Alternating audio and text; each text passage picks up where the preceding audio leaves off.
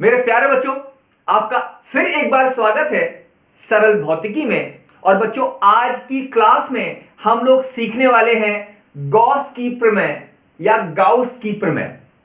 वो इंग्लिश में उसका नाम या स्पेलिंग इस तरह से है कि कुछ लोग उसको गॉस कह देते हैं और कुछ गाउस कह देते हैं। खैर, इससे ज्यादा फर्क नहीं पड़ता। तो चलिए शुरू करते हैं। ठीक बच्चों, सबसे पहले गॉस की प्रमेय। हर प्रमेय का अपना एक कथन होता है, तो स्टेटमेंट होता है बच्चों। तो सबसे पहले गॉस की प्रमेय या गाउस की प्रमेय का स्टेटमेंट क्या होगा?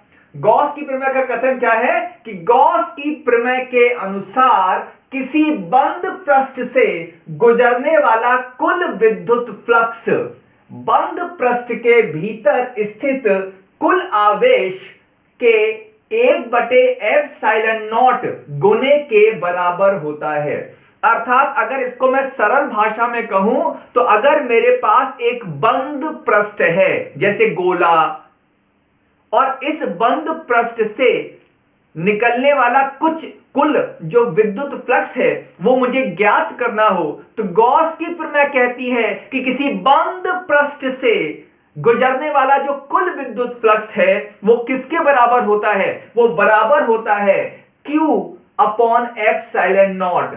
Q/ε0 का मतलब होता है कुल आवेश बटे ε0। यहां बच्चों, कुल आवेश का मतलब होता है कि जिस बंद पृष्ठ की बात हो रही थी उसके अंदर कुल आवेश। तो ये तो देखो बच्चों, कथन हो गया। अब कथन के बाद इसके प्रूफ पर आ जाते हैं या उत्पत्ति पर आ जाते हैं। तो इसके प्रूफ के लिए मान लेते हैं मेरे पास एक धनात्मक बिंदु आवेश Q है, और क्योंकि बात बंद पृष्ठ की हो रही थी तो एक मैंने मान लिया बिंदु आवेश Q है जो किसी बिंदु O पर रखा हुआ है, और इसके चारों तरफ मैंने एक बंद पृष्ठ मान लिया है जिसे कहा जाता है गॉसियन गोला। तो मैंने इस आवेश के चारों तरफ बच्चों एक गॉसियन गोला मान लिया। अब इस गॉसियन गोले से निकलने वाला कुल विद्युत फ्लक्स निकालते हैं। यानी मैं शुरुआत करूंगा बच्चों विद्युत फ्लक्स से, और अगर विद्युत फ्लक्स नहीं देखा है तो डिस्क्रिप्शन में विद्युत फ्लक्स के बारे में सारी चीजें मैंने वीडियो में बना रखी हैं, आप इसको एक बार जरूर देख लीजिएगा। तो शुरुआत करते हैं विद्युत फ्लक्स से।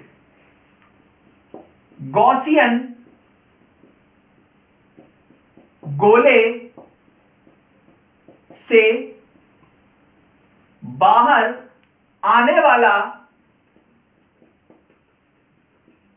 कुल विद्युत फ्लक्स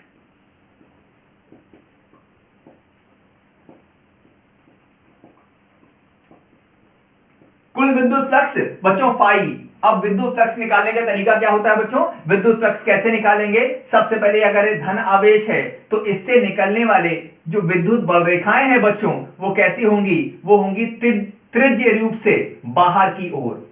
यानी अगर ये धनात्मक आवेश माना है तो इससे विद्युत बल रेखाएं बच्चों कैसी निकलेंगी? त्रिज्य रूप से बाहर की तरफ।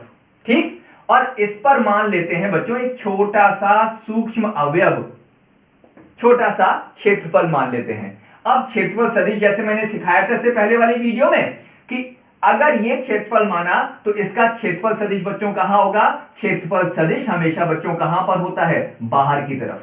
अगर आप इसको यहां मान लेते बच्चों तो यहां पर भी क्षेत्रफल सदिश, इसका क्षेत्रफल सदिश कैसा हो जाता? इसका क्षेत्रफल सदिश भी बाहर की तरफ हो जाता। तो कहीं भी मान सकते हैं। तो अब फाई का सूत्र विद्युत फ्लक्स बच्चों किसके बराबर हुआ? विद्युत फ्लक्स बराबर क्या होता है बच्चों? विद्युत फ्लक्स बराबर होता है E.ds। डॉट मतलब अदिश गुणन। ठीक बच्चों, और यहां पर E और ds, अब देखो विद्युत क्षेत्र और ds मतलब क्षेत्रफल सदिश।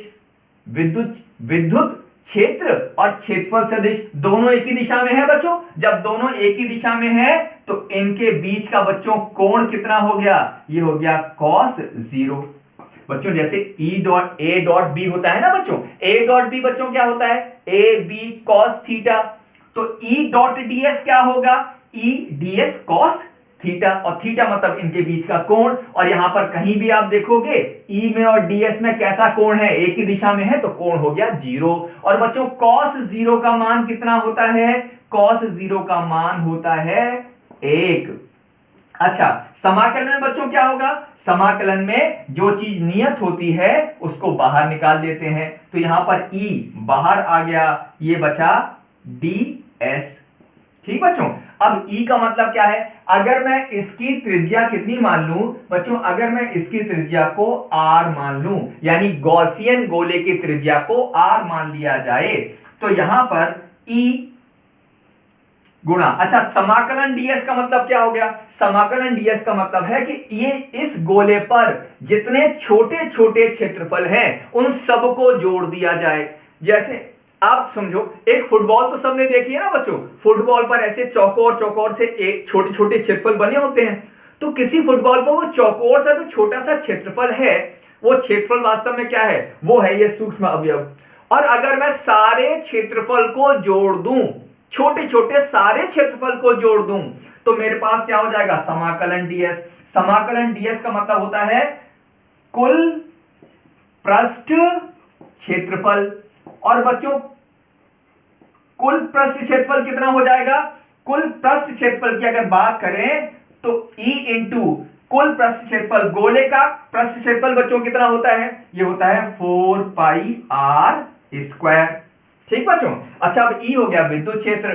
Q आवेश से r दूरी पर, Q आवेश से r दूरी पर विद्युत क्षेत्र का मान होता है 1/4 pi epsilon not Q upon r square. ये किसका सूत्र है बच्चों? यह है Q आवेश से r दूरी पर विद्युत क्षेत्र का, क्योंकि ये बिंदु यहां से r दूरी पर होगा, तो Q से r दूरी पर विद्युत क्षेत्र 1/4 pi epsilon not Q upon r square, और गुणा 4 पाई r स्क्वायर।